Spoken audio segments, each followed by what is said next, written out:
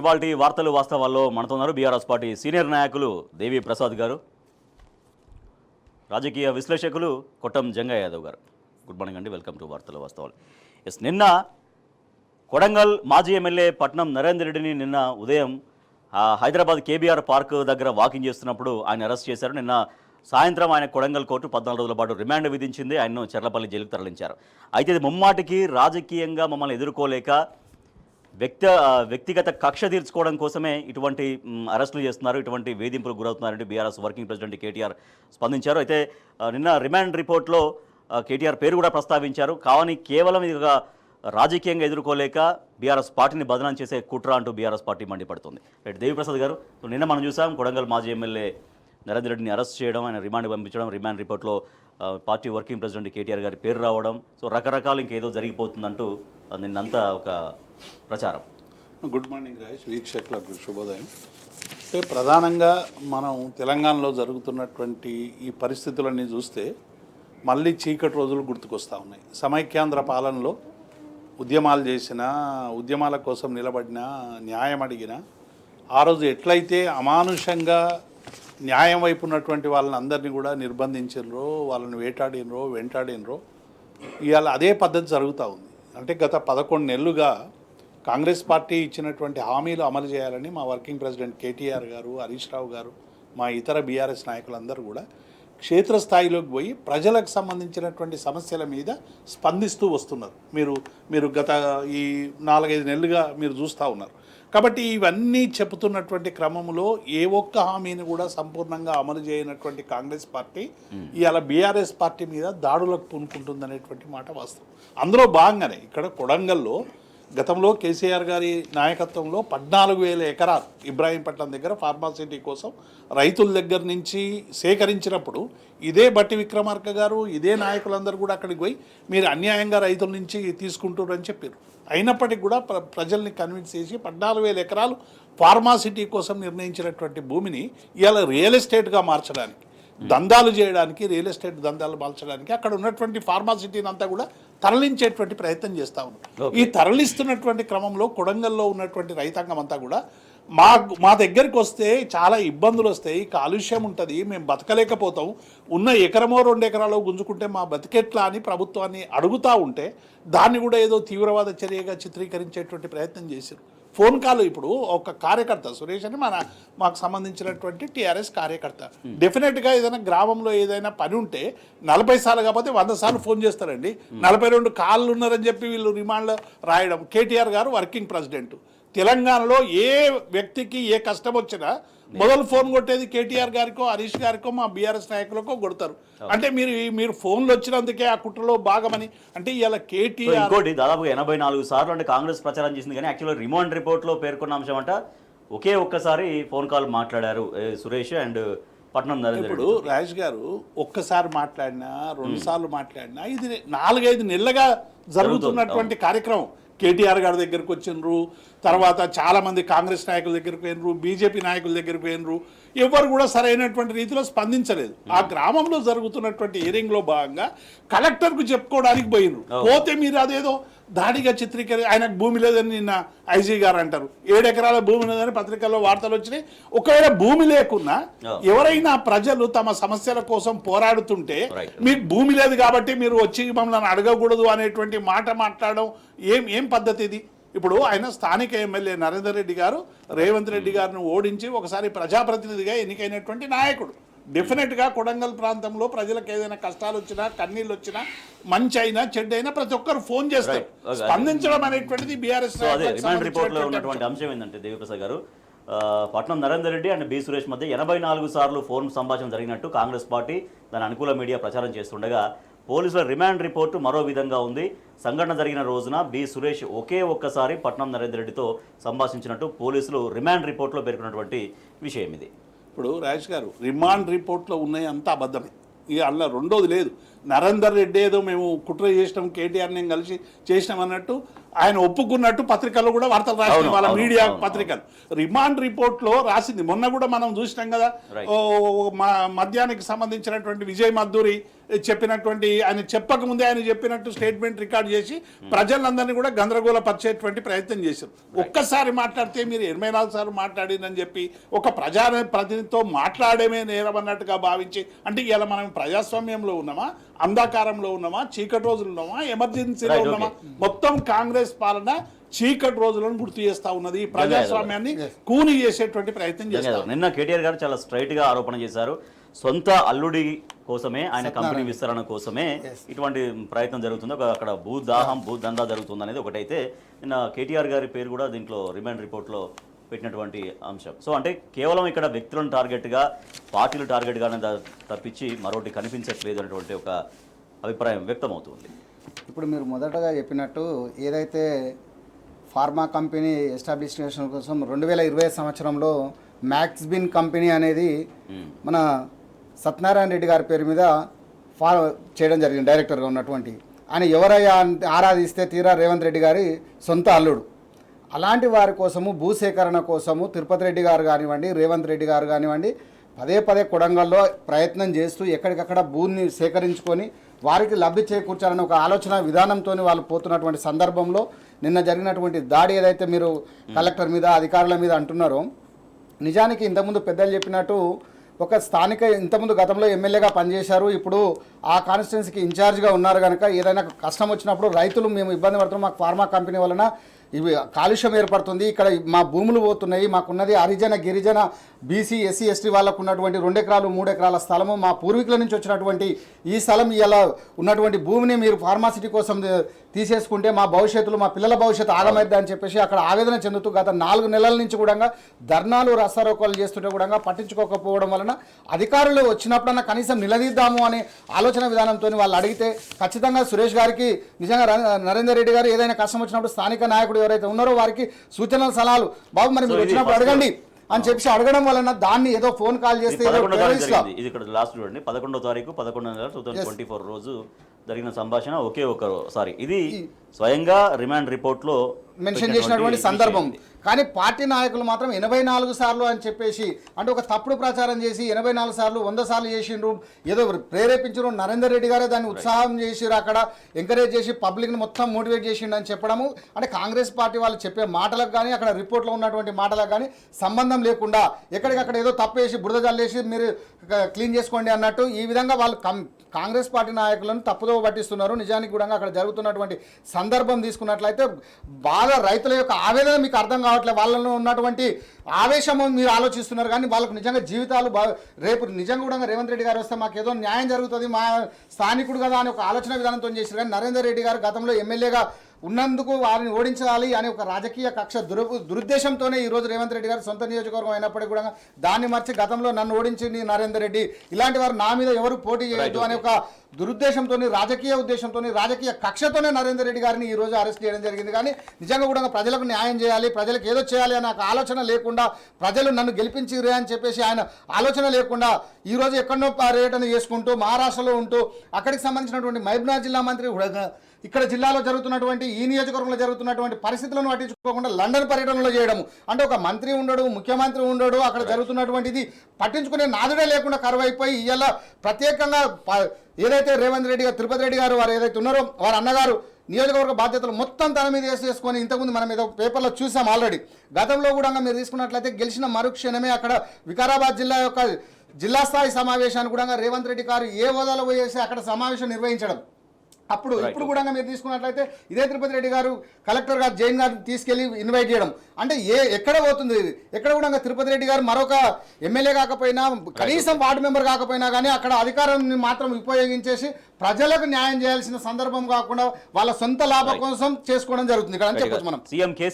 CM Revanth Reddy సొంత నియోజకవర్గం కొడంగల్ రైతుల నుంచి తిరుగుబాటు వస్తుంది కాబట్టి ఆ తిరుగుబాటుని బీఆర్ఎస్ పార్టీకి ఆపాదించే విధంగా, బీఆర్ఎస్ పార్టీని బదనం చేసే విధంగా వ్యవహరిస్తుంది. రాజకీయ కక్ష మాత్రమని బీఆర్ఎస్ పార్టీ దీని మీద రియాక్ట్ అవుతుంది. కాలుష్య వికేంద్రీకరణ మళ్ళీ పాత విధానాన్ని రేవంత్ సర్కార్ అమలు చేస్తుంది. గత ఉమ్మడి ఆంధ్రప్రదేశ్ ఉన్నప్పుడు అక్కడ ఎటువంటి ప్రణాళిక లేకుండా అన్ని కాలుష్యం వెదజల్లే విధంగా పరిశ్రమలు వచ్చినాయి. కానీ గత బీఆర్ఎస్ ప్రభుత్వం ఇట్లా కాలుష్యం కావద్దు అంటూ ఒక ఫార్మాసిటీని ఏర్పాటు చేసే ప్రయత్నం చేసింది. ఆ ఫార్మాసిటీని ఈ ప్రభుత్వం రాగానే రద్దు చేస్తున్నట్టు ముఖ్యమంత్రి ప్రకటన చేయడం, తర్వాత కోర్టు దగ్గరికి వెళ్ళేసరికి మాత్రం ఫార్మాసిటీని మేము రద్దు చేసుకోలేదు, ఫార్మాసిటీ ఉంటుంది అని మాట్లాడడం.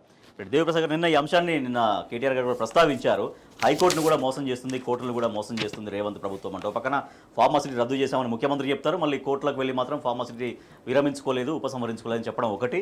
అండ్ ఇప్పుడు జరుగుతున్నటువంటి మళ్ళీ సమస్య మళ్ళీ మొదటికి వచ్చిన పరిస్థితి అనే ఒక చర్చ కూడా జరుగుతుంది. ఇప్పుడు రాజేష్ గారు చాలా కాలంగా అంటే ఈ 5-6 నెలల నుంచి కూడా కొడంగల్ రైతులు కానీ లేకుంటే మా మెదక్ జిల్లా న్యాలకల్ మండలంకి సంబంధించినటువంటి రైతులు కానీ ఈ ఫార్మా క్లస్టర్లని కూడా 10 క్లస్టర్లుగా విభజించి 10 ప్రాంతాలకు తరలించేటువంటి ప్రయత్నం చేస్తారు. ఈ 14,000 ఎకరాలంతా కూడా రియల్ ఎస్టేట్గా మార్చే ప్రయత్నం చేస్తున్నారు.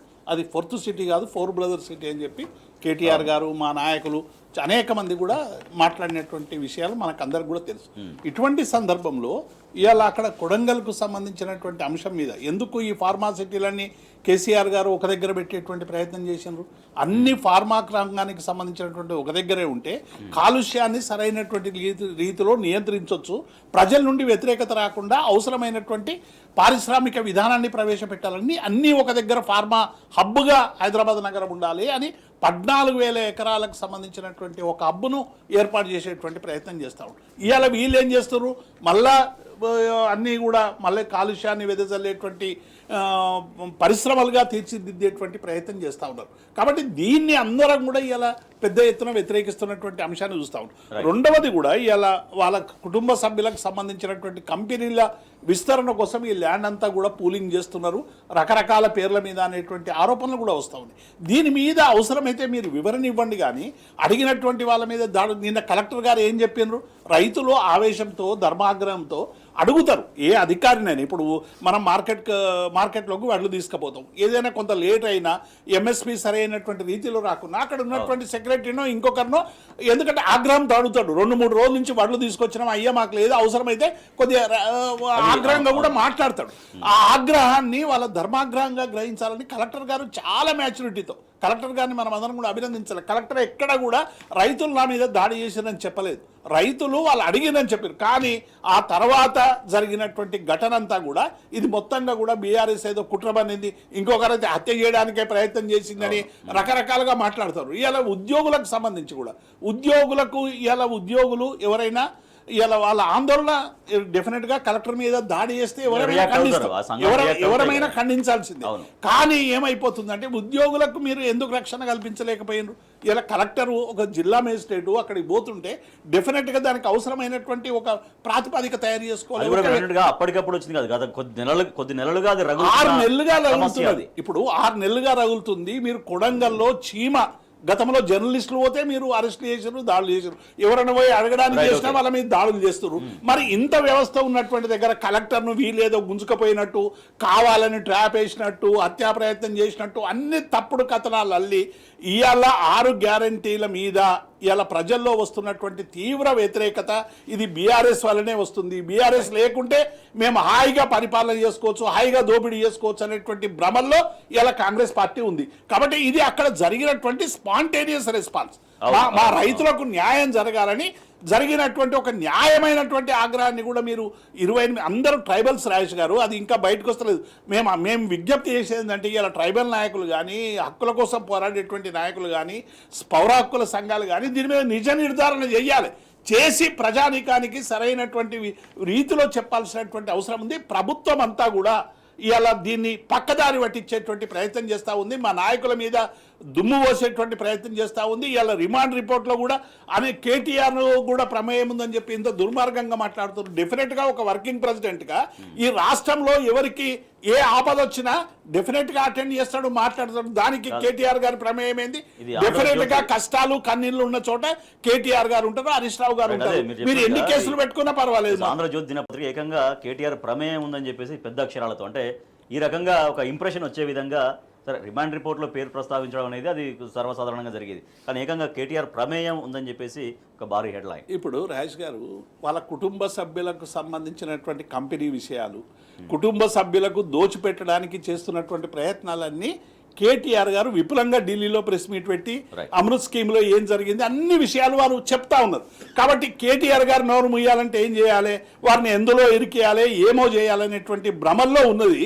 డెఫినెట్గా ఇది ప్రజలకు ఇచ్చినటువంటి హామీలు అమలు చేసేంత వరకు మీరు ఎన్ని డైవర్షన్లు చేసినా మా డైవర్షన్ పోదు, మీరు ఇచ్చిన హామీలన్నీ అమలు చేసే వరకు ఇటువంటి నిర్బంధ కాండానికి వ్యతిరేకిస్తూ బీఆర్ఎస్ పోరాడుతూనే ఉంటుంది. జంగయ్య గారు, గత కొద్ది నెలలుగా సాగుతున్నటువంటి అక్కడ ఆందోళన, ఆ ఆందోళన పట్టించుకోకపోవడంతో ఇక రైతులనే రియాక్ట్ అయ్యారు. సో ఇందాక వారు ప్రస్తావించినట్టుగా స్వయంగా కలెక్టర్ కూడా చెప్పారు, అది ఒక ధర్మాగ్రహంగానే చూశారు. కానీ తర్వాత ఇక రకరకాలుగా జరగడం, ఇప్పుడు లాస్ట్కు పట్నం నరేందర్ రెడ్డి గారిని అరెస్ట్ చేయడం అయితేంది, ఆ ఎఫ్ఐఆర్లో కేటీఆర్ గారి పేరు చేర్చడం, ఇదంతా జరుగుతున్నటువంటి దాన్ని ఎట్లా పరిశీలించవచ్చు మనం? ఇక్కడ ఇంతకుముందు పెద్దలు చెప్పినట్టు కాంగ్రెస్ ప్రభుత్వం ఇచ్చినటువంటి మేనిఫెస్టోలో కానీ ఎలక్షన్లలో ఇచ్చినటువంటి హామీలు కానీ ఏవి నెరవేర్చే పరిస్థితుల్లో లేవు కనుక తప్పించుకొని తిరుగువాడు ధన్యుడు సుమతి అన్నట్టు రోజుకొక కథ చెప్తూ కొన్ని రోజులు హైడ్రా అని చెప్పడము, కొన్ని రోజులు మామూలుగా ఇప్పుడు ఈ కలెక్టర్ మీద దాడి అని, అంతకుముందు మీరు గతంలో తీసుకున్నట్టయితే ఫోన్ కాల్స్ అని చెప్పేసి ఇట్లా ఏదో ఒక రకంగా ప్రజల యొక్క దృష్టిని మరల్చి ప్రజలకు అందాల్సినటువంటి ఫలితాలను అందకుండా ఇచ్చినటువంటి హామీలను మరుపు చేయడానికి మాత్రమే ఈ యొక్క ప్రయోగం. రాజకీయ కక్షతోనే వీటిని వేరే వాళ్ళు చేయలేదు, మేము చేయలేము అనే ఆలోచన చెప్పకుండా ఎక్కడికక్కడ తప్పించుకోవడానికి మాత్రమే ఈ ప్రయత్నాలు.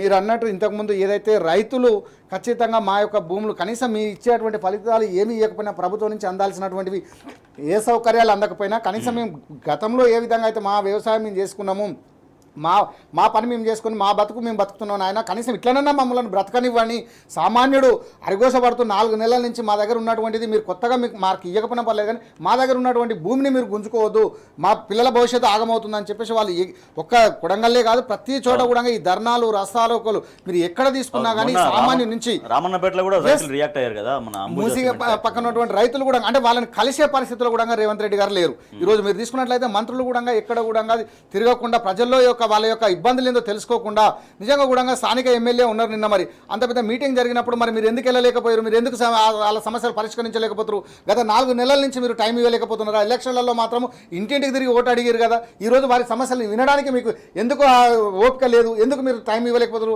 అంత సమయం మీరు చేస్తున్నటువంటిది ఏంది, కనీసం రాష్ట్రానికి ఏమన్నా సరే కనీసం నువ్వు నియోజకవర్గానికే చేయలేని వాళ్ళు మీరు రాష్ట్రానికి ఏం చేస్తారు అంటే మీ ఇంట్లో వాళ్ళకి చేసేటువంటి సౌకర్యాలు అన్నీ సమకూరుస్తున్నారు కానీ ప్రజలకు మాత్రం ఎలాంటి సౌకర్యాలు సమకూర్చకపోగా వారి మీద ఇంకా ఉన్నటువంటి వారి ఆస్తులు కానీ వారి యొక్క ప్రాణాలు కానీ ఈరోజు మీరు నిజంగా కూడా వారి మీద కేసులు పెట్టిరంటే దేనికోసం ఆ కేసులు ఎవరి కోసం, ఎవరేమో టెర్రరిస్టులా లేకపోతే ఇంకేమైనా చేశారా, దొంగతనం చేసిరా, ఇంకేమైనా చేసిరా, కానీ వాళ్ళ ఆస్తులు మా ఆస్తులు మనం కాపాడని అధికారులకు రిప్రజెంటేషన్ ఇద్దామని వస్తే అక్కడ ఏదో చిన్న చిన్నగా అటువంటి జరిగినాయని చెప్పేసి కలెక్టర్ గారు ఇందిరమ్మ పాలన తీసుకొస్తామని చెప్పి వాళ్ళు ఇందిరమ్మ ఎమర్జెన్సీ పాలన తీసుకొచ్చింది అనేది బీఆర్ఎస్ పార్టీ చెప్తున్నారు.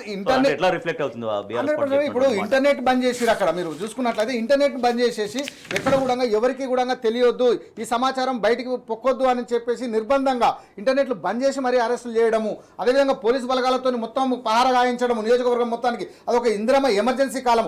ఇందిరమ్మ రాజ్యం అంటే నిజంగా కూడా ఏదో గూడు గుడ్డ ఇస్తారేమో అని చెప్పేసి ఒక ఆలోచన విధానంతో ప్రజలు ఆ రోజు రేవంత్ రెడ్డి గారు చెప్పిన మాటలు కానీ మేనిఫెస్టో అటువంటి సిద్ధాంతానికి నమ్మి ఏదో ఓటేసిరు కానీ ఈ రోజు తీసుకున్నట్లయితే నిజంగా ఇంత ఇబ్బందికరంగా ఉంటుందా, మేము ఎమర్జెన్సీ అని ఎక్స్పెక్ట్ చేయలేదయా, నువ్వు ఇందిరమ్మ ఇచ్చింది అనుకుంటే ఆ ప్రకారం మీరు చేస్తారేమో అని ఎక్స్పెక్ట్ చేసిన కానీ ఇలా రేవంత్ రాజ్యం కాదు, ఇక్కడ నిజంగా కూడా ప్రజారాజ్యం ప్రజా పాలన సాగుతుందా లేకపోతే రాక్షస పాలన సాగుతుందా, మేము గతంలో తీసుకున్నటువంటి ఇబ్బందులు ఈరోజు పోతే అనుకుంటే మాకు అంతకుమించి ఇంకా మీరు చేస్తున్నారు అని ఈ విధంగా ప్రజలను ఎక్కడికక్కడ కూడా నమ్మించి గొంతు కోసేటువంటి సందర్భం మనం చూడొచ్చు.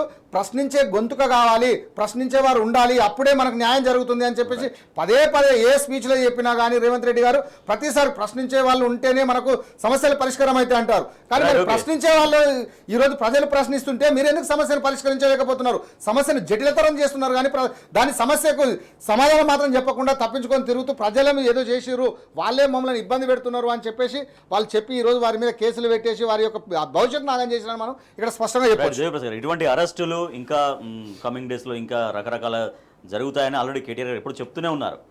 వాటిని ఎట్లా ఫేస్ చేయబోతున్నారు? రేవంత్ రెడ్డి గారు గెలవగానే ఆయన చెప్పిన మొదటి మాట ఏంటంటే ఈ 10 ఏళ్లలో ఏం విధ్వంసం జరిగిందని చెప్పి ఒక భ్రమింపజేసేటువంటి ప్రయత్నం చేస్తావు.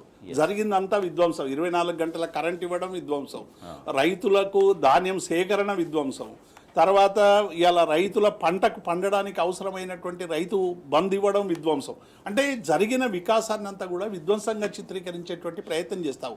దీని పేరు మీద ఇలా కమిషన్లు వేసారు. 24 గంటలు విద్యుత్ ఇవ్వడం అనేది ఎవడైనా ఏ తెలంగాణ బిడ్డనైనా ఎవడైనా సోయున్నాడు ఇది మంచి పని అని అంటాడు తప్ప చెడు పని అన్నాడు కదా.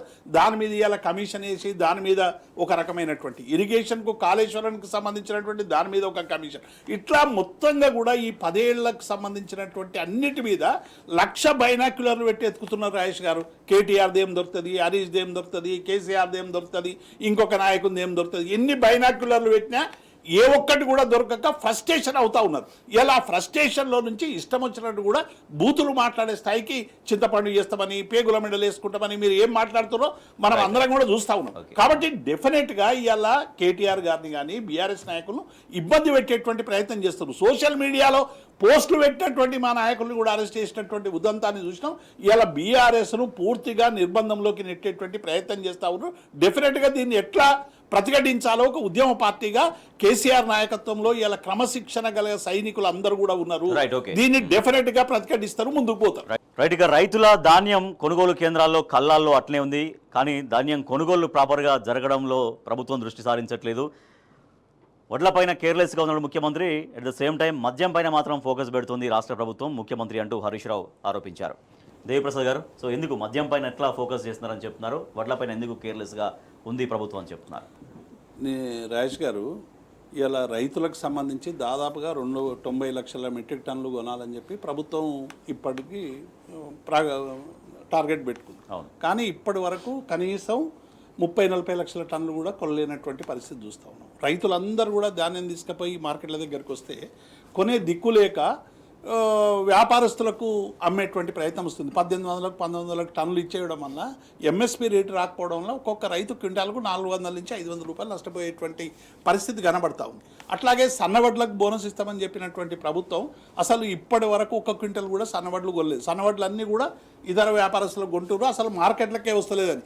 మొన్న కోరుట్ల జైత్యాల దగ్గర కూడా రైతులందరూ కూడా పెద్ద ఎత్తున పాదయాత్ర చేసి మా కళ్ళాల్లో ఉన్నటువంటి వరి ధాన్యాన్ని గతంలో కేసీఆర్ గారు కరోనా కాలంలో కూడా అన్ని కొనుగోలు కేంద్రాలు ఏర్పాటు చేసి మా దగ్గర కొని వెంటనే వారం రోజుల్లో డబ్బు ఇచ్చినటువంటి నేపథ్యాన్ని ఇవాళ ప్రతి ఒక్కరు కూడా గుర్తు చేసుకుంటున్నటువంటి నేపథ్యాన్ని మనం చూస్తా ఉన్నాం. కానీ ఇప్పటి వరకు ఈ ప్రభుత్వం రైతుల నుంచి అన్నదాతలు రోడెక్కినా ఆక్రోశం ప్రకటించినా అసలు గన్ని బ్యాగులు లేవు, అక్కడ కొనేటువంటి నాతుడు లేడు, అడిగేటువంటి దిక్కు లేదు. మొత్తంగా రైతులకు కాంగ్రెస్ పార్టీ పరిపాలనలో కన్నీళ్ళే మిగులుతున్నటువంటి విషయాన్ని మనం ఏ మార్కెట్కు అయినా సజీవంగా సాక్ష్యం ఇస్తున్నటువంటి సందర్భాన్ని చూస్తాం.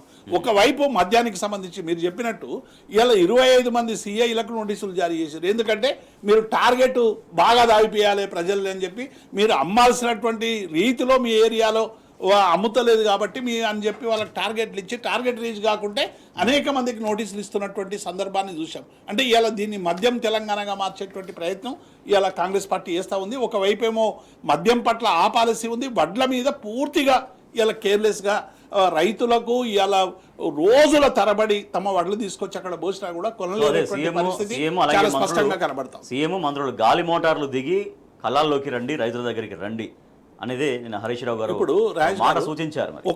ఒక్క మంత్రి అన్నా కళ్ళాల దగ్గరకో లేకుంటే కొనుగోలు కేంద్రాల దగ్గరకో రైతుల దగ్గరకో పోయి మీ వడ్లు సరైనటువంటి రీతిలో కొంటుర్రా అని ఒక్కరన్నా అడిగినటువంటి పాపన పోయినరా రాజేష్ గారు? దాని అందుకే ఇలా పైన తిరుగుతున్నారు తప్ప కిందికి వస్తలేరని చెప్పి నిన్న హరీష్ రావు గారు చాలా స్పష్టంగా చెప్పినారు. కిందికి వస్తే కదా రైతులకు సంబంధించినటువంటి సమస్యలు తెలుస్తాయి. సమస్య ఒక దగ్గర ఉంటే మీరు ఒక దగ్గరికి పోతారు. మూసీల సమస్య హైదరాబాద్ నగరంలో ఈ స్టెచ్లో ఉంటే పోయి నల్గొండ చివరి దగ్గరికి పోయి పాదయాత్ర చేసినటువంటి సందర్భాన్ని ముఖ్యమంత్రిని మనం చూసినాం. కాబట్టి ముఖ్యమంత్రికి ఇలా రైతులన్నా రైతుల సమస్యలన్నా ప్రజల సమస్యలన్నా ఎవరైనా ఏమన్నా అడిగితే నిర్బంధం చేయడం, పోలీసులను ఉపయోగించడం, కేసులు పెట్టడం, లాఠీ చార్జ్ చేయడం, అరెస్టులు చేయడం, ఇది తప్ప ఇంకొక పని లేనటువంటి ఇది ఒక ప్రతీకార పాలనగా. ప్రతీకారం అంటేనేది తప్పు చేస్తే దాన్ని ప్రతీకారం తీర్చుకోవచ్చు, కానీ ప్రజలు ఓటేసినందుకు ఇలా ప్రతీకార పాలన నడిపిస్తారు. Right, okay. జంగయ్య గారు, సో మద్యం అమ్మకాల పైన పెట్టినటువంటి ఫోకస్ సరే పెట్టొచ్చు కాక, అట్ ద సేమ్ టైం రైతుల సమస్యలు కూడా పట్టించుకోవాలి కదా. ధాన్యం కొనుగోలు కేంద్రాల్లో ధాన్యం కొనక రైతులు ఎంత ఇబ్బందులు పడుతున్నారు, వాళ్ళు ధర్నాలు చేయాల్సిన పరిస్థితి, వాళ్ళ ధాన్యాన్ని ఇంకా వదిలిపెట్టుకోవాల్సిన పరిస్థితి. సో వాటిపైన పెట్టిన ఫోకస్ మరి దీనిపైన కూడా అదే సమాంతరంగా పెట్టాలనేది ఒకటి. తర్వాత అసలు పంటలే కొట్టలేరు రైతులు అంటుంటే ఏకంగా మేము బోనస్ ఇచ్చేస్తున్నాం అనేది మంత్రులు కానీ ముఖ్యమంత్రి కానీ చేస్తున్నటువంటి ప్రకటనలు. ఇక్కడ ఒక విషయం మనకు గ్రామాలలో మనము ఒక సామెత ఉందండి, ఇచ్చిపుచ్చనోడు ఇంకో పోగెత్తిండంట. అంటే మరి మీకు తెలుసో తెలియదో కానీ ఏంటంటే తెలుసు, అక్కడ ఇచ్చిపుచ్చనోడు ఇంకో పోగెత్తిండంట. అంటే ఊర్లలో కొంచెము కుప్పలుగా పెట్టేసేసి డబ్బులు పోగులేస్తారు, అవును. పోగులేస్తారు. దానికి డబ్బులు ఇస్తే ఒకటి తీసుకుంటాడు, డబ్బులు ఇవ్వకపోతే 4 ఇయ్యి అంటాడు. ఎందుకంటే ఇప్పుడు ఇచ్చేది కాదు కదా, తర్వాత ఎప్పుడో ఇచ్చేది, ఇప్పుడు అవసరం లేదు అన్నట్టు. అట్లా ఎలక్షన్ల టైంలో మాత్రము వీరు ఇచ్చేది లేదు సచ్చేది లేదు కదా, ముందు నోటుకు వచ్చినట్టయితే హామీ ఇచ్చేద్దామని చెప్పేసి ఇప్పుడు 500 రూపాయలు సన్నోట్లకు బోనస్ అని చెప్పారు, కానీ సన్నోట్లను కూడా ఆ రోజు చెప్పలేదు. రైతుల దగ్గర నుంచి మేము కొనుగోలు చేసినటువంటి ప్రతి గింజకు మేము 500 రూపాయలు బోనస్ ఇస్తామని చెప్పారు క్వింటాల్. కానీ ఈరోజు ఎలక్షన్స్లో గెలిచిన తర్వాత సన్నోట్లకు ఇస్తామన్నారు. కానీ ఇవాళ చెప్పిన తర్వాత కూడా ఇప్పటికి 11 నెలల కాల వ్యవధి జరిగినప్పటికీ కూడా ఇప్పటికీ ₹1 ఇచ్చినటువంటి చరిత్ర మాత్రం కాంగ్రెస్ పార్టీకి ఎక్కడ కూడా లేదు. దాంతో రైతులకు ఇవ్వకపోగా ఎక్కడికక్కడ వారిని ఏదైతే కించపరుస్తూ మేము 40 లక్షల క్వింటాల టన్నులు కొన్నాము, ఆల్రెడీ మేము ఇచ్చేసాము, రైతులకు మొత్తం అందిందని చెప్పి ఒక మంత్రి చెప్తే లేలే సగం మందికే ఇచ్చినామని ఇంకొక ఆయన. ఇట్లా రైతు బంధు కానీ రైతు బీమా కానీ వారికి ఇవ్వాల్సినటువంటి ఏదైతే లబ్ధికి చేకూర్చాల్సినటువంటి సందర్భంలో ఎవరు చేయకపోగా ఒక్కొక్క రకంగా ఒక్కొక్కరు మిల్లర్లదే తప్ప అని చెప్పేసి వెంకటరెడ్డి గారు సొంత నియోజకవర్గం ఏదైతే నల్గొండ జిల్లా మంత్రి అయినప్పటికీ కూడా మా మిల్లర్లదే తప్పు అని చెప్తున్నారు. మరి మీరే మంత్రి ఉన్నారు కదా, మరి మిల్లర్లకు ఎందుకు చెప్పలేకపోతున్నారు, ఎందుకు ఆ సమస్యను పరిష్కరించలేకపోతున్నారు? అంటే మీరు పరిష్కరించాలనుకుంటే పరిష్కరించవచ్చు, కానీ దాన్ని సరే చూద్దాంలే అని చెప్పి వాళ్ళ లాభం కోసమా, అందులో మీ లాభం ఏంది? అంటే వ్యక్తిగతంగా మీరు ఎంతసేపు రైతులకు కానీ ఆటో డ్రైవర్లకు కానీ సామాన్యులకు కానీ మీకు ఓటేసినటువంటి ఏ ప్రజానికానికి మీరు న్యాయం చేస్తున్నారు, ఏ సామాజిక వర్గానికి న్యాయం చేస్తున్నారు, ఎక్కడ మీరు మహిళలకు న్యాయం చేస్తున్నారా, వృద్ధులకు న్యాయం చేస్తున్నారా, వికలాంగులకు న్యాయం చేస్తున్నారా, రైతులకు న్యాయం చేస్తున్నారా? ఎవరికి చెప్పినటువంటి మాటలు వేరు. గెలిచిన తర్వాత ఈరోజు మీరు ప్రపంచంలో ఎక్కడ భూమి మీద ఓట్లు అడిగేసేసి మీరు ఓటర్లు వేయించుకున్న తర్వాత వారికి అందనంత దూరంలో ఆకాశంలో ఎగురుకుంటూ రాజ్యం పరిపాలిస్తున్నటువంటి సందర్భం ఈరోజు మీరు ఎక్కడికి వెళ్ళినా కానీ రోడ్ల మీద వెళ్తే మమ్మల్ని పబ్లిక్ ఎక్కడ కూడా నిలదీస్తారో, ఎక్కడ మమ్మల్ని ప్రశ్నిస్తారో, రేపు భవిష్యత్తులో మా పరిస్థితి ఏంది, మా మీద ఎక్కడ జరుగుతుందో అని చెప్పేసి ఆలోచన విధానంతో మీరు ముందు జాగ్రత్త చర్యగా ఎక్కడికక్కడ పై మోటార్లో తిరుగుతూ మీది మోటార్లో తిరుగుతూ అందుబాటులో లేకుండా ఎక్కడికక్కడ తప్పించుకొని తిరుగుతున్నారు. కానీ నిజంగా న్యాయం చేయాలనుకుంటే మీరు ప్రజలకు రేపు భవిష్యత్తులో ఖచ్చితంగా మేము మళ్ళీ ఓట్లు అడగాలి ప్రజలని అనుకున్నప్పుడు వారికి ఉన్నటువంటి అవసరాలు ఏంది, మనం ఇచ్చినటువంటి మాట ఏంది, అవన్నీ నెరవేర్స్తేనే రేపు అడగగలుగుతారు. కానీ మీరు ఇట్లా తప్పించుకొని తిరిగితే నిజంగా కూడా రేపు భవిష్యత్తులో కూడా పైన తిరగాల్సినటువంటి సందర్భము కాంగ్రెస్ పార్టీ నాయకులకు కనిపిస్తుందని మనం ఇక్కడ స్పష్టంగా చెప్పొచ్చు. రైట్ దేవిప్రసాద్ గారు, సో అన్ని వర్గాల నుంచి వస్తున్నటువంటి ఒక రియాక్షన్ మనం చూస్తున్నాం. మాలాగే మీరు మోసపోకండి అంటూ మహారాష్ట్రలో తెలంగాణ వాసులు వినూత్న ప్రచారం చేస్తున్నారు. ఇక్కడ మేము కాంగ్రెస్ చెప్పిన హామీలు మీరు నమ్మి మేము గెలిపించుకున్నాం, కానీ ఇక్కడ మేము మోసపోయాం, అలాగా మీరు మోసపోకండి.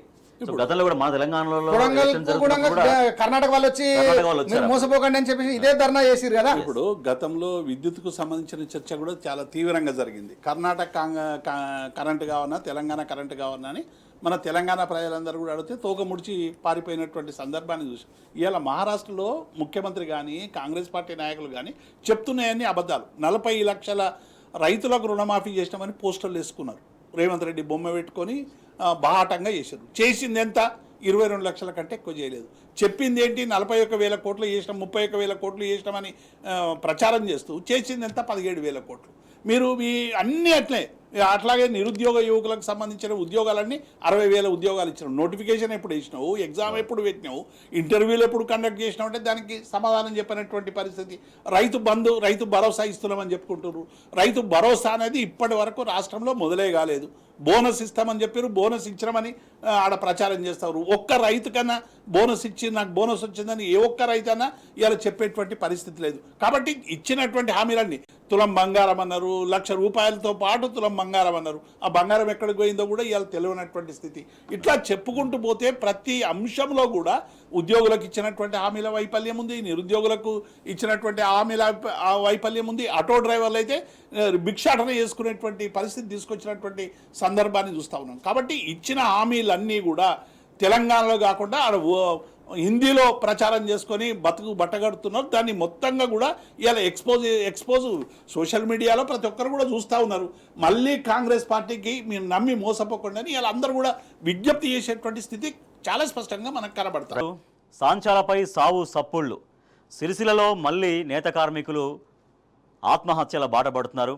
గత బీఆర్ఎస్ ప్రభుత్వ హయాంలో నేత కార్మికులను ఆదుకోవడం కోసం అనేక కార్యక్రమాలు తీసుకొచ్చింది. వాళ్ళ జీవన ప్రమాణాలని పెంచే ప్రయత్నం చేసింది. కానీ మళ్ళీ పాత రోజులు తీసుకొచ్చినట్టుగా మనకు కనిపిస్తోంది. సిరిసిల్లలో ఆత్మహత్య చేసుకున్న కార్మికుల వివరాలు మనం చూడవచ్చు. 2024 ఫిబ్రవరి నుంచి మొన్న నవంబర్ దాకా. రైట్, దేవిప్రసాద్ గారు, మళ్ళీ సిరిసిల్ల నేత కార్మికులు ఆత్మహత్యల బాట పడుతున్నారు. నిన్న మరో నేత కార్మికుడు ఆత్మహత్య కూడా చేసుకున్నాడు ఆల్రెడీ. ఇప్పుడు రాజేష్ గారు, అంటే సిరిసిల్లాకు సంబంధించినటువంటి కార్మికులు, చేనేత కార్మికులు ఎవరైతే ఉన్నారో వారికి పని కల్పించాలని కేసీఆర్ గారు వారికి సంబంధించినటువంటి అస్యూర్డ్ ఇన్కమ్ ఉండాలి, అంటే ఆ కుటుంబం బతకడానికి అవసరమైనటువంటి అస్యూర్డ్ ఇన్కమ్ ఉండాలని ఒక అద్భుతమైనటువంటి పథకాన్ని పెట్టి వాళ్ళకు బతుకమ్మ చీరలకు సంబంధించినటువంటి పనిని కూడా అప్పచెప్పి మొత్తం కార్మికులకు అందరికీ కూడా ఉపాధి కల్పించి వారికి అవసరమైనటువంటి ఉపాధిని కల్పించినటువంటి నాయకుడు కేసీఆర్ గారు. కానీ ఈ 11 నెలలు ఏమైపోయింది? బతుకమ్మ చీరలు మాయమైపోయినాయి. చేనేత కార్మికులకు ఇచ్చేటువంటి రుణాలు కానీ, చేనేత కార్మికులకు ఆదుకునేటువంటిది కానీ, సబ్సిడీలు కానీ మొత్తంగా ఎత్తేసినటువంటి పరిస్థితి. మళ్ళీ సిరిసిల్ల కార్మికులందరూ కూడా ఆత్మహత్యలు, ఒక సిరిసిల్లనే కాదు మొత్తం తెలంగాణలో కూడా ఇదే పరిస్థితి. అన్ని రంగాలకు సంబంధించినటువంటి వాళ్ళను, ఇవాళ చేపలకు వృత్తిలో ఉన్నటువంటి వాళ్ళు కానీ, లేకుంటే మిగతా వృత్తులలో ఉన్నటువంటి వాళ్ళు కానీ, ఏ వృత్తులను కూడా వీళ్ళు సరైనటువంటి రీతిలో ప్రజలకు ఆవిష్కరించినటువంటి సందర్భాన్ని చూస్తూ ఉన్నాము. ఆర్థిక ఇబ్బందుల్లో ఉన్నటువంటి అనేక మంది చేనేత కార్మికులు ఇలా ఆత్మహత్యలు చేసుకోవడం అనేటువంటిది మళ్ళీ ఒక గత కాలము రోదనలు, ఆక్రోశాలు మళ్ళీ కనబడుతున్నటువంటి నేపథ్యాన్ని చూసాం. ఇప్పటికైనా ప్రభుత్వం, అంటే కేసీఆర్ గుర్తుల్ని మేము చెరిపేస్తామనేటువంటి దాని పేరు మీద కేసీఆర్ ఇచ్చిన, మళ్ళీ కేసీఆర్ గుర్తు పక్కకే ఇది ఉన్నది, కమాండో కంట్రోల్ సెంటర్. అందులోకి వచ్చి ఎట్లా కూర్చుంటున్నాం? దాన్ని కూలగొట్టి ఇంకోటి కట్టి చేసుకో. సెక్రటరియట్ కేసీఆర్ అనేవాళ్ళే, అక్కడ పక్కకున్నది అంబేద్కర్ కేసీఆర్ అనేవాళ్ళే, దాని ముందున్నటువంటిది అమరజ్యోతి కేసీఆర్ అనేవాళ్ళే, ఇలా హైదరాబాద్లో ఉన్నటువంటి బ్రిడ్జ్లు, బైపాస్ రోడ్లు అన్నీ కేసీఆర్ అనేవాళ్ళే. మీరు కేసీఆర్ ఆనవాళ్ళను చెరిపేస్తామనే పేరు మీద కార్మికులను, పేద ప్రజలను పొట్టనగొట్టి ఇలా కాంగ్రెస్ పార్టీ ఎటుపోతున్నది ఇలా తెలుసుకోవాల్సి. ఖర్గే కానీ, సోనియా గాంధీ కానీ, రాహుల్ గాంధీ కానీ ఇక్కడికి వచ్చి హామీలు ఇచ్చారు కదా, మార్పు జరుగుతుంది, మేము ప్రజాపాలన చేస్తాం, ప్రజాస్వామ్యాన్ని పునరుద్ధరిస్తామని చెప్పి ఇలా ప్రజాస్వామ్యాన్ని కొల్లగొట్టి ఆఖరకు రైతుల మీద కేసులు పెట్టేటువంటి స్థితి కనబడతా ఉంది. నిరుద్యోగ యువకుల మీద కేసులు పెట్టేటువంటి పరిస్థితి వస్తూ ఉంది. మరమగ్గాలకు విద్యుత్ సబ్సిడీ బకాయిలు ఇప్పటి వరకు రిలీజ్ చేయలేదు. వాళ్ళకి షెడ్లకు సంబంధించి అదే ఇది ఇక్కడ చాటు చూస్తున్నాం. దేవప్రసాద్ గారు, బీఆర్ఎస్ హయాంలో ఎటువంటి పథకాలు ఉండే, ఇవాళ టోటల్గా ఎట్లా అన్ని బంద్ అయిపోయినాయి. రాజేష్ గారు, నేతన్నకు బీమా బంధు, నేతన్నకు చేయూత బంధు, నేతన్నకు పొదుపుకు సంబంధించి బంధు, 50 ఏళ్లకే ఇచ్చే పెన్షన్ అమలు ఏదో కొద్దిపాటి అమలు జరుగుతూ ఉంది. బతుకమ్మ చీరలు వర్క్ టు ఓనర్ పథకంలో 100 కోట్లు బకాయి రావాల్సి ఉన్నా ఇప్పటి వరకు రిలీజ్ చేయనటువంటి నేపథ్యం. వర్క్ షెడ్లు అప్పుడు కట్టించారు, ఇప్పుడు ఒక్క షెడ్ కూడా కట్టేనటువంటి పరిస్థితి.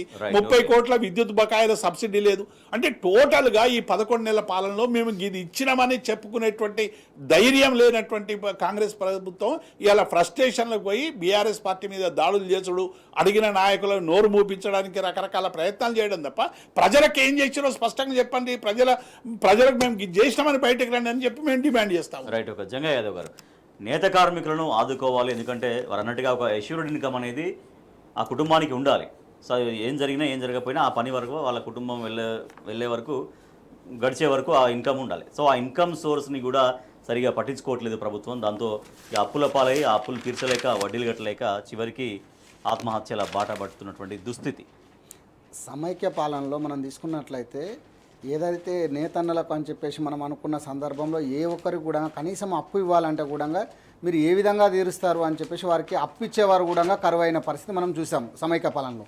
కానీ ఈరోజు మనం గతంలో తెలంగాణ వచ్చిన తర్వాత కేసీఆర్ గారు కానివ్వండి, కేటీఆర్ గారు కానీ ఆలోచించేసి వీరికి ఆర్థికంగా అభివృద్ధి చెందితే వీరి జీవితాలు బాగుపడతాయనే ఒక ఆలోచన విధానంతో వారికి వర్క్ ఆర్డర్లు ఇవ్వడము, అదేవిధంగా మనకు సంబంధించినటువంటిది బతుకమ్మ చీరలకు సంబంధించి బయట నుంచి కొనుగోలు చేయకుండా మన దగ్గర చేసినట్లయితే వారికి జీవనోపాధి సాగుతుంది, వీరి జీవితం బాగుపడుతుంది అనే ఒక ఆలోచనతోని అక్కడ బతుకమ్మ చీరలకు కానీ, రంజాన్ పండుగలు కానీ, బట్టలకు ప్రతి దానికి కూడా ఆర్డర్లు ఇచ్చేసి వారి జీవితాల్లో కొంత వెలుగు నింపినటువంటి సందర్భం మనం చూసినాం. వారు అప్పు తీసుకునే స్థాయి నుంచి అప్పు ఇచ్చే స్థాయికి ఎదిగినారు ఆ సందర్భంలో మనం 10 సంవత్సరాల కాలేజీలు. కానీ ఈరోజు మళ్ళీ చేయి దాచి వేరే వాళ్ళని అడుక్కుందామనే స్టేజ్ నుంచి అడిగితే కూడా ఎవరు ఇవ్వలేక ఆత్మహత్యలకు వాళ్ళు పాల్పడుతున్నారు. కానీ ఈరోజు మనం తీసుకున్నట్లయితే దాదాపు 13 మంది చనిపోయారు అంటే మనము ఎక్కడికి వెళ్ళిపోతున్నాము. నిజంగా కూడా తెలంగాణ రాష్ట్రాన్ని ఈరోజు కేసీఆర్ గారు ఉన్నప్పుడు పోల్చుకుంటే రేవంత్ రెడ్డి గారు వచ్చిన తర్వాత ఏ సామాజిక వర్గానికి మీరు న్యాయం చేస్తున్నారు? ఈరోజు మీరు తీసుకున్నటువంటి చావులలో మీరు రేపు తెలంగాణలో ఏది టాప్ అయ్యా అంటే చావులకు టాప్ అనే ఒక పొజిషన్ తీసుకొచ్చే పరిస్థితి కనపడుతుంది. ఫిబ్రవరిలో ఒకరు, ఏప్రిల్లో ముగ్గురు, జూన్ మొత్తం 13 మంది ఈ కాంగ్రెస్ 11 నెలల కాలవ్యధిలోనే, అక్టోబర్, నవంబర్లో ముగ్గురు, అంటే యావరేజ్గా నెలకొకరు అనుకోవచ్చు. నెలకొకరు. అది ఏది తెలిసిన మామూలుగా లెక్కలు కడితే కానీ తెలియకుండా ఇంకా ఎన్నో ఉన్నాయి. అంటే ఇవన్నీ కూడా బయటికి రాకుండా తొక్కిపెట్టడానికి ప్రయత్నం చేస్తున్నటువంటిదే ఈ సందర్భము. వీరు ఎందుకంటే గతంలో చెప్పారు మేము వస్తే మేము అది చేస్తాము ఇది చేస్తామని చెప్పారు, కానీ అవి మాటలకే పరిమితమైనా కానీ పనులు ఎక్కడైతే చేయాలనుకుంటారో అక్కడ మాత్రం చేయలేకపోతున్నారు. ఈరోజు రేవంత్ రెడ్డి గారి యొక్క పరిపాలన ఏ విధంగా ఉందంటే చెప్పుకొని మురువా చూసుకొనేడు అన్నట్టే ఉంది తప్ప వారికి అధికార పీఠం దక్కింది కానీ ప్రజలకు మాత్రం ఏదీ దక్కలేదు.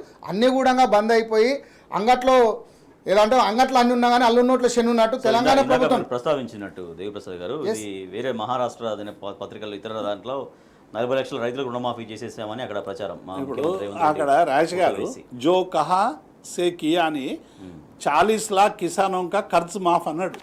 ఇవాళ కాంగ్రెస్ పార్టీ ఖర్చు మాఫీ చేసింది ఎంత? ఇవాళ వీళ్ళే చెప్తారు కదా, నిన్న పొంగులేటి శ్రీనివాసరెడ్డి చెప్పిండు 22 లక్షల వరకు చేసినాం, ఇంకా మధ్యలో ఉన్నాం చాలా మందికి చెయ్యాలని.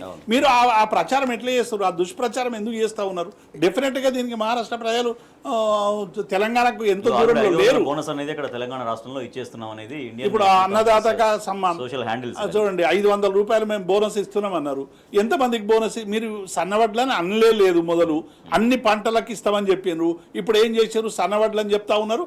సన్నవడ్లకి ఆల్రెడీ మార్కెట్లో రేటు ఉన్నది. మీరు ప్రతి గింజకు ఇవాళ బోనస్ ఇచ్చే బదులు దాన్ని ఎగ్గొట్టి మేము 500 ఇస్తున్నామని చెప్పి ఒక్క రైతుకు కూడా ఇచ్చినటువంటి పాపాన పోలేదు. మొత్తం మహారాష్ట్రలో వీళ్ళు చేస్తున్నటువంటి ప్రచారం అంతా కూడా బూటకమని ఇలా ప్రజలు గమనిస్తూ ఉన్నారు. కాబట్టి ఇలా కాంగ్రెస్ పార్టీ మీరు మొన్న ఖర్గే గారే దానికి సాక్షాత్ ఉదాహరణ.